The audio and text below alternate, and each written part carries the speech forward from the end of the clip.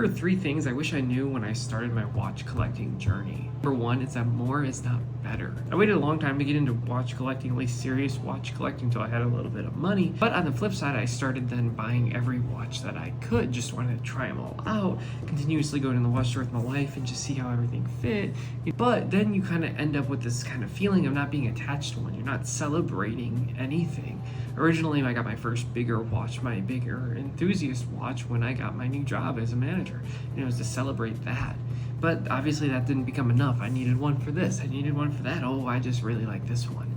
The meaning behind them is the better option, waiting for that promotion, waiting for that big sale, waiting for graduating high school, college. Then you get that watch, you get that peace within your means. If you're new around here, make sure to hit that subscribe button for more videos like this or watch lists. Comment down below what kind of video you want to see next.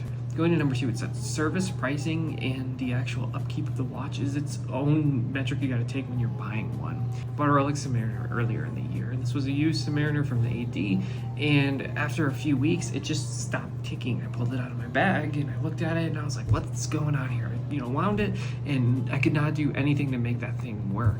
Take it back to the AD. Oh yeah, no, it needs a service. Thankfully, I have a good relationship at the AD, and they were able to take it back for servicing for free. But that's one of those things that if, say, you spend $10,000 on a watch, and you really spent the last 5 years saving up for that item, and then you get hit with another $1,000 service charge, that's one of those things that you got to be prepared for, especially when you're going vintage.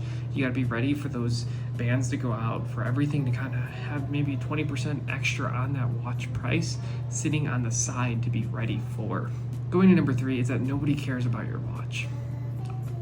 We spend a lot of time watching YouTube videos on Instagram, and we just get really engulfed in watches. We're spending our whole day looking at them, talking to our friends, but at the end of the day, when you're walking around town, nobody really notices them.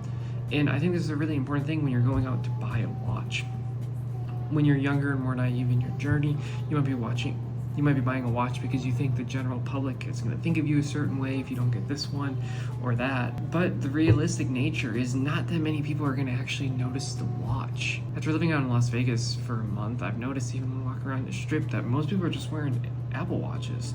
I've seen a few Rolexes and I've seen a few Vacherons and a Patek. And that's just for me, intentionally looking. And really, watch guys are the only ones who are going to be intentionally looking. It's one of those things that you need to be buying the watch for yourself and making sure you're happy with it.